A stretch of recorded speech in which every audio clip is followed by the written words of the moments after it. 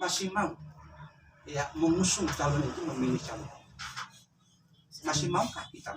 Padahal dalam pandangan banyak masyarakat Aceh Singkil, mereka ini sebenarnya termasuk gagal memperbaiki kondisi Singkil, memperbaiki kesejahteraan masyarakat, memajukan daerah dan banyak hal lain. Gagal mereka ini. Nah, artinya kalau kita juga ya memilih membiarkan mereka maju, rasanya kita ini seperti keledai. Ya. Istilah Arab, istilahnya keledai itu adalah binatang yang paling bodoh katanya. Mau jatuh berkali-kali di lubang yang sama. Apakah kita mau seperti itu? Nah, ini menjadi persoalannya. Nah, tapi kalau kita tidak mau seperti itu, apa cara kita? Apa upaya kita untuk bisa? Nah, puas berpikir, ya ada 4 hal yang puas berpikir ke depan ini untuk memajukan Aceh Singkil. Bagaimana? Pertama, Aceh Singkil harus dipimpin oleh orang yang benar, orang yang baik. Kemudian putra-putri terbaik Aceh Singkil harus bisa menjadi anggota DPR RI di pusat sana. Kita belum pernah ada anggota DPR RI dari Aceh Singkil ini. Padahal Aceh Tenggara luar biasa, sampai 2 karena 3 orang anggota DPR RI-nya di sana. Kenapa mereka bisa? Padahal penduduk kita nggak jauh-jauh dari mereka, jumlahnya nggak jauh-jauh juga. Aceh Selatan ada juga di sana beberapa anggota DPR RI-nya dan anggota DPD. Yang lebih mirisnya lagi, Aceh Singkil sampai saat ini belum ada anggota DPR-nya. Ini menjadi persoalan bagi kita semuanya sekarang ini. Ketika kita ke Banda Aceh berurusan dengan pemerintah, ingin minta bantu, dipandu oleh misalnya anggota DPR atau anggota DPR RI, tidak ada yang bisa membantu kita. Kita tidak maju.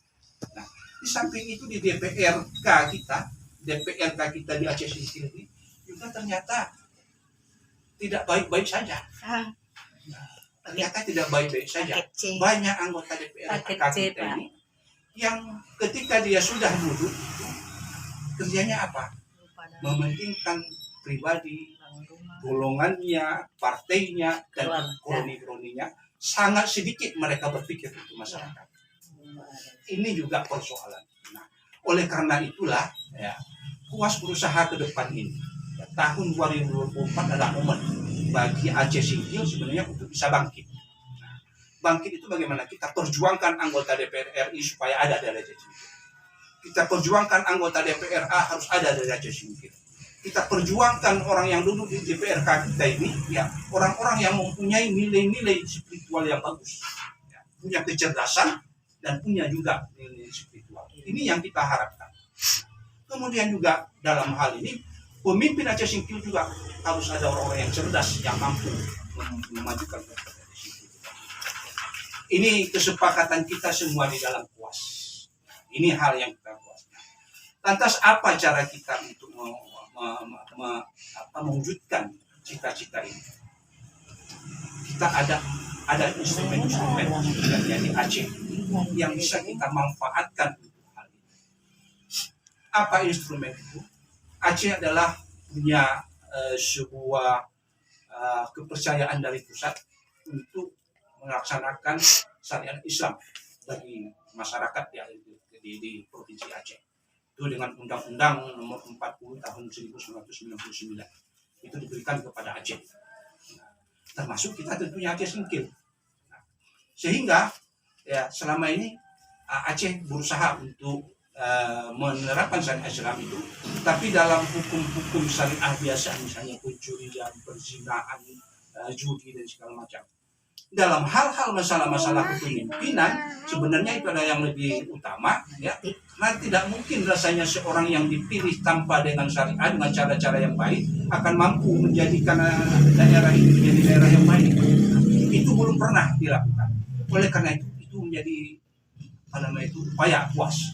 Bagaimana Aceh Singkil ini ke depan 2024 ini bisa menerapkan sistem pemilihan itu secara bersyariah, secara sesuai dengan nilai-nilai Islam. Nah, apa yang kita maksud sebenarnya bersyariah itu? Yang kita maksud bersyariah adalah bagaimana pemilihan ke depan itu pemilihan secara halal, tidak ada cerita sogok menyogok, bersih, jujur, transparan, tanpa ada intimidasi, tanpa ada permainan politik. Itu yang kita maksudkan dengan cara bersyariah. Bagaimana cara kita menerapkan hal itu? Ya, inilah sebenarnya setelah kita pelajari, kita nggak mungkin puas sendiri untuk bekerja dalam hal ini. Sangat tidak mungkin puas itu. Maka kita libatkan seluruh potensi yang ada di masyarakat. Elemen-elemen masyarakat kita akan kita coba ajak bekerja sama menerapkan hal itu. Yang menjadi elemen-elemen utama itu, ya setelah kita kaji-kaji adalah para ulama kita. Para ulama, para cendekiawan, tokoh-tokoh masyarakat kita itu menjadi orang-orang yang menjadi terdepan nanti bagaimana berupaya menjadikan nilai-nilai syariah di dalam pemilihan kita di Kabupaten Aceh Singkil. Inilah sebenarnya kami dari 2 tahun yang lalu sudah berusaha berdekatan dengan para ulama. Sibuk kami sepanjang hari, sepanjang minggu untuk bisa datang ke sana, datang sini, mendukung sana, mendukung sini, dalam rangka sebenarnya ingin mengajak bersama kita ini dalam berpikir dan berbuat untuk Aceh Singkil.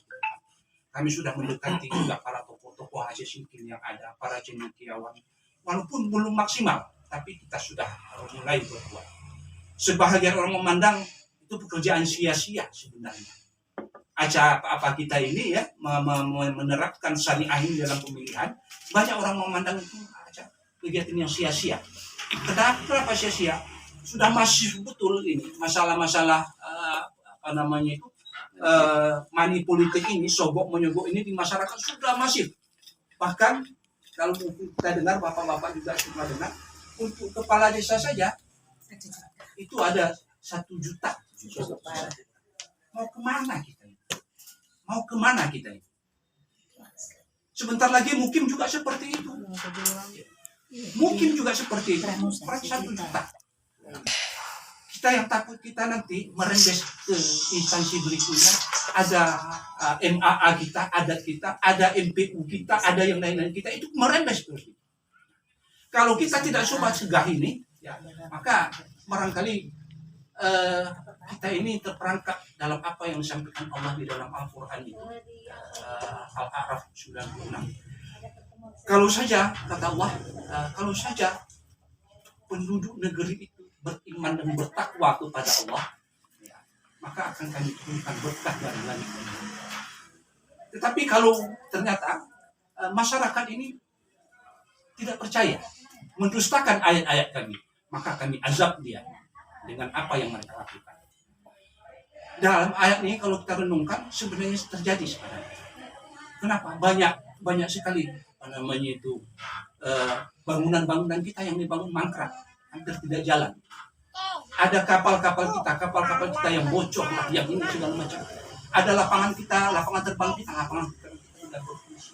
Beberapa gedung-gedung kita tidak berfungsi. Ini betul-betul sebenarnya marahan Allah, laknat Allah. Kalau kawan-kawan kita dari kalangan agamawan, yang ulama, menyampaikan hal itu. Kalau kita tidak berusaha mulai dari sekarang memperbaiki ini, maka ya, kita ini termasuk orang-orang yang barangkali zalim juga. Kenapa? Karena sebenarnya banyak kemungkaran selama ini sogok menyogok di depan kita tidak mampu untuk mencegahnya. Tidak mau untuk mencegahnya, padahal kita mampu sebenarnya. Tapi kita tidak mau, malah ada sebahagian ini, mohon maaf, barangkali bukan, mudah-mudahan tidak terjadi lah. Ada sebahagian ustaz-ustaz kita yang ikut di dalam itu bermain. Masya Allah. Mudah-mudahan ini tidak terjadi bagi kita. Nah, kalau ini terjadi, ya tentu ini menjadi sebuah kezaliman. Nah, kita tahu bahwa sebenarnya sebuah daerah itu terjadi buruk bukan karena banyaknya orang-orang jahat di situ, bukan karena itu. Tapi apa? Orang-orang yang baik-baik, orang yang punya pengetahuan, orang ulamanya dia yang menyaksikan. Inilah yang menjadi persoalan kita. Nah, oleh karena itu kalau kita biarkan ini, selain kita zalim, maka kita membiarkan Aceh Singkil menjadi sebuah daerah yang saya pikir mengundang laknat Allah di kemudian hari. Oleh karena itulah kami berharap sekali pada kita semua, komponen masyarakat, elemen-elemen masyarakat, mari sama-sama berjuang. Apa yang harus kita perjuangkan? Enggak payah-payah sebenarnya yang kita perjuangkan. bagaimana kita mengkondisikan masyarakat kita ini, mengedukasi masyarakat kita ini secara benar, secara baik, sesuai dengan Islam. Kalau tadi dikatakan bahwa sebenarnya persoalan sogok menjogok ini sudah masif, payah memberantasnya, maka cara kita memberantasnya juga secara masif juga. Kita harus masif juga, seluruh masyarakat, seluruh ulama, seluruh tokoh berbicara di mana-mana tentang haramnya money politik ini. Ar-rasyul wal muqtasim benar itu kita sampaikan di mana-mana. Sehingga 2 kali, 3 kali, 4 kali dalam teori psikologisnya, 5 kali sampai 8 kali kita sering-sering membicarakan itu tertanam dalam otaknya. Sehingga dalam otaknya tertanam itu maka akan bisa dia berbuat. Tapi kalau sekali 2 kali kita sampaikan belum masuk dalam otaknya apa yang kita sampaikan. Jadi ketika kita menyampaikan hal ini, ini berulang-ulang ya saya melihat potensi para ulama kita sangat besar dalam meluruskan kondisi-kondisi Aceh Singkil. Kenapa? Para ulama kita punya panggung tersendiri. Di mana-mana mereka bisa menyampaikan dakwah. Mereka di mana-mana menyampaikan kajiannya. Mereka punya masa, ada santri, ada alumni, ada orang-orang tua santri, ada jamaah-jamaahnya yang sangat luar biasa bisa disampaikan hal-hal ini. Tentu ini menjadi sebuah peluru yang sangat andal bagi kita menyampaikan hal ini. Tapi tentunya bukan hanya sekali 2 kali, kita harus berulang-ulang menyampaikan hal ini. Jadi anggap ini sebagai dakwah yang menjadi suatu amal saleh bagi kita. Kita betul-betul menjadi sebuah berhasil menerapkan hal-hal yang sesuai dengan syariat Allah.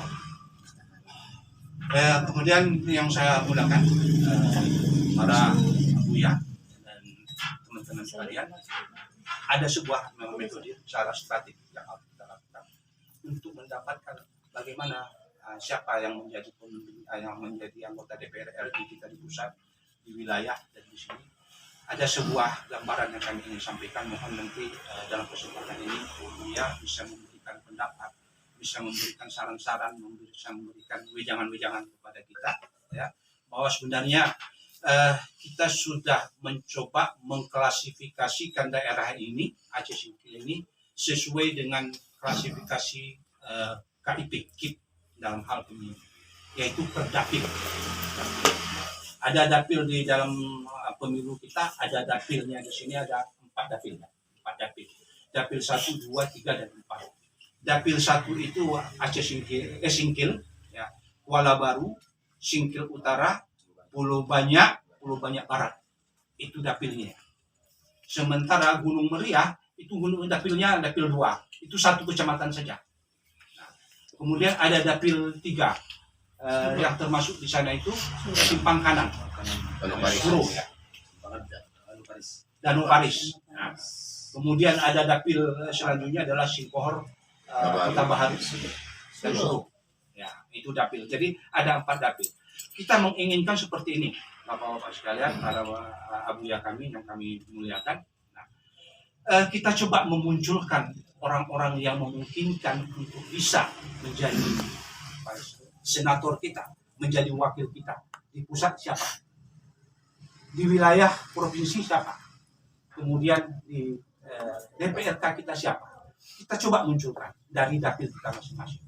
Di dapil 1 misalnya ada sekitar 6 pesantren, 8 daya. Barangkali bisa berkumpul ini daya ini, nantinya 8 daya ini, coba munculkan alumni terbaik dari pesantren itu, misalnya 2 orang untuk DPRK. Kalau masing-masing dapil tadi, 4 dapil ini memunculkan 2 orang dari dapilnya, itu sudah ada 8 orang calon anggota DPRK, ya, Aceh Singkil yang kita mulai dulu ini. Ada 8 orang anggota DPRK calon ini yang akan kita majukan nanti masing-masing di dapil-dapil. Kemudian orang yang kita munculkan bukan hanya kita munculkan saja, tapi kita dukung rame-rame. Ketika kita munculkan itu semua, ya katakan pesantren ini, daya-daya ini, dari muridnya, alumninya, guru-gurunya, orang-orang tua santrinya, jamaahnya, kita dorong semua untuk memilih yang 2 orang itu. Secara benar. Kalau itu kita lakukan, insya Allah akan ada nanti orang-orang yang baik-baik duduk di dalam Aceh. Kalau selama ini bukan tidak ada orang baik, tapi lebih banyak orang yang hampir tidak karuannya, kita katakan. Yang seperti saya katakan tadi, lebih banyak memikirkan dirinya, keluarganya, kelompoknya, partainya. Padahal kita bicara tentang masyarakat. Kalau ini kita bisa lakukan, ya, ada saja 8 orang, ya, anggota DPRK Aceh Singkil sekarang 20 orang kalau nggak salah. 25 ya, 25. Nah, sepertiganya saja ada orang-orang yang baik-baik, itu sudah bisa mewarnai sedikit kebaikan untuk Aceh DPR kita itu. Selama ini yang ada di situ hanya 1 orang 2 orang, kalah dia dalam suara yang banyak yang 25 orang itu. Bersuara yang baik-baik ini 2 orang kalah, tidak ada bisa berbuat apa-apa. Malah mereka tercemar dengan kondisi-kondisi yang ada di situ. Nah, itulah kondisi kita sekarang. Jadi kalau sudah banyak situ, ya, mungkin kalau bisa lebih dari 8 orang, lebih dari sepertiga, itu sudah sangat luar biasa kondisi kita. Nah, demikian juga DPRA. Kenapa anggota DPRA kita selama ini tidak ada orang Singkil yang maju ke sana, yang bisa berhasil menjadi anggota DPRA. Padahal partai-partai sini banyak. Ada PAN, ada Demokrat, ada Golkar, ada Nasdem, ada PKS yang sangat bersih dalam hal-hal seperti ini. Tidak pernah mampu menghasilkan anggota DPR. Kenapa? Karena kita rebut-rebutan. Tidak pernah bersatu, tidak pernah menyatukan suara. Yang sini memajukan calonnya, ini memajukan calonnya, ini memajukan calonnya. Akhirnya apa? Satu pun tidak dapat. Semua suara hilang. Begitu saja. Diambillah oleh orang-orang luar. Periode yang lalu, tahun 19,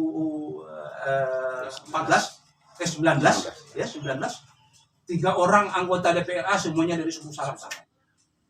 Dari suku Salam anggota DPRA. Ada Ibu Sartina, tentang Asmidar, Pak Sakti. Kemudian ada Pak Ustadz Syarifuddin Al-Singkin, ya, dari PKB. Ada Ibu Asmidar dari Partai Aceh.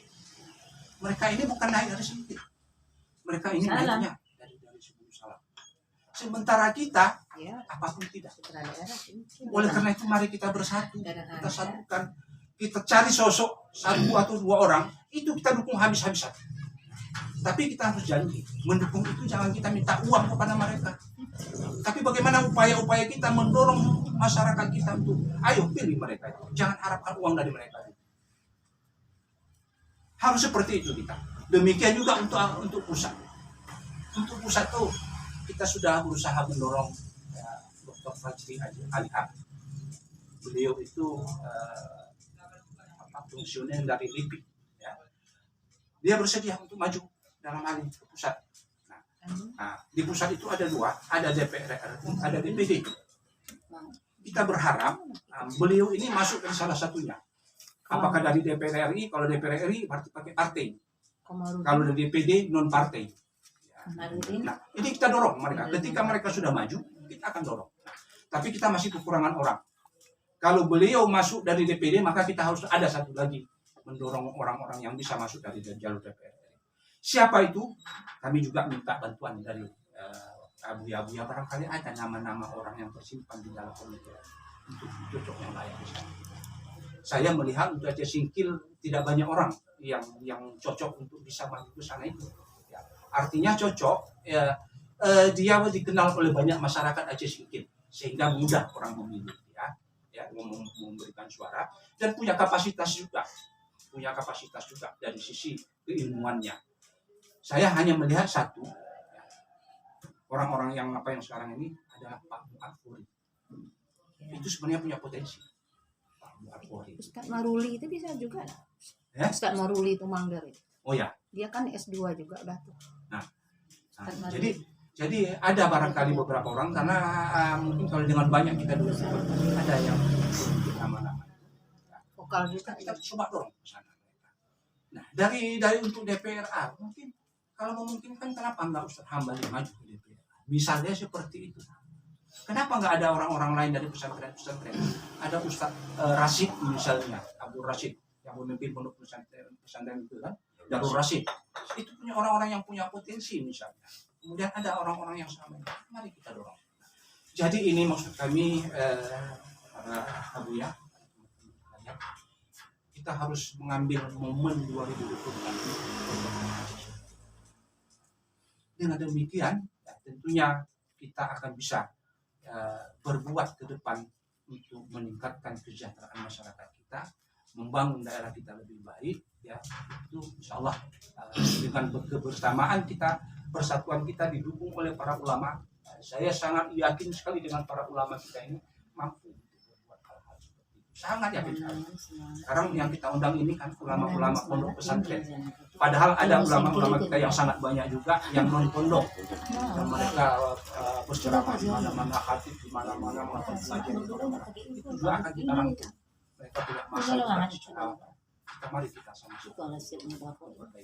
Termasuk nanti kita akan mencari siapa pemimpin Aceh Singkil ke depan. Sebagai informasi saya sampaikan kepada kita bahwa pemilu 2024 itu ada dua tahapan. Tahapan pemilihan presiden dan anggota legislatif itu di Januari 2024. Tahapan pemilihan pilkada yaitu memilih kepala daerah itu di bulan November. Tapi di 2024. Artinya kita memilih DPR dulu, memilih presiden dulu, ya kemudian baru memilih anggota daerah, memilih pemimpin kita di pilkada. Dengan demikian, kalau saja anggota DPR kita ini bisa kita hasilkan dari orang-orang santri, dari orang-orang yang baik-baik, maka akan ada barangkali calon yang bisa kita usung sendiri untuk siapa yang kita kenalkan. Tentunya kita akan cari bersama. Kita coba seleksi secara bersama siapa yang paling cocok di antara. Saya mengatakan tidak kurang SDM kita untuk menjadi pemimpinan di Aceh.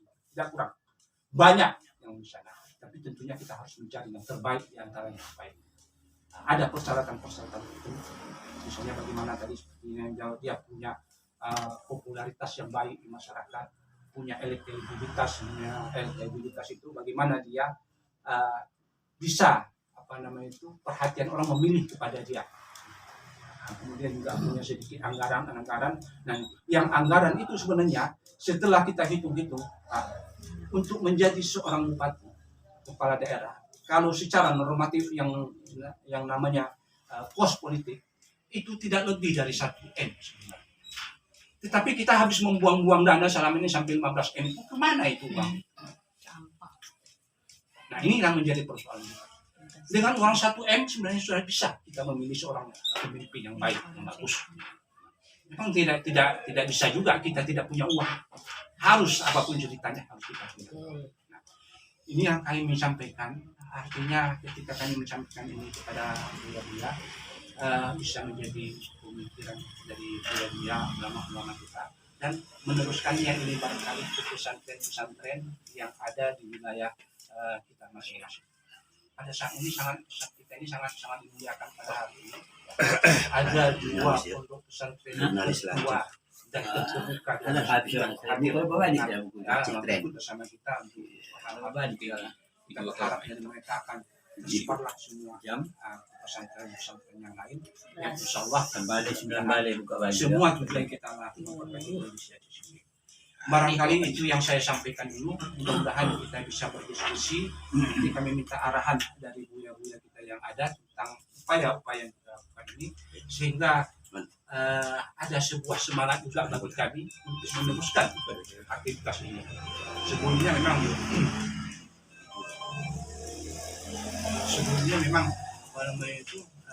kami merasa pesimis karena tidak banyak dukungan, tetapi ternyata puas makin lama makin menggelembung. Taubahnya seperti bola salju, bergelinding terus, makin membesar. Akhirnya sekarang kuas sudah dikenal. Alhamdulillah Aceh Singkil. Kemarin barusan saja kita diterima oleh Bupati, menyampaikan hal-hal seperti ini juga Pak. Kita sampaikan kepada Bupati. Bupati kita ini adalah Bupati yang saya pikir tidak punya beban apa-apa. Beliau menjadi PJ tidak punya beban apa-apa, sehingga beliau itu sangat care kepada semua orang. Barangkali itu dulu yang kami sampaikan. Ya, selanjutnya kepada Ustaz Hambali sebagai moderator kita kami kembalikan.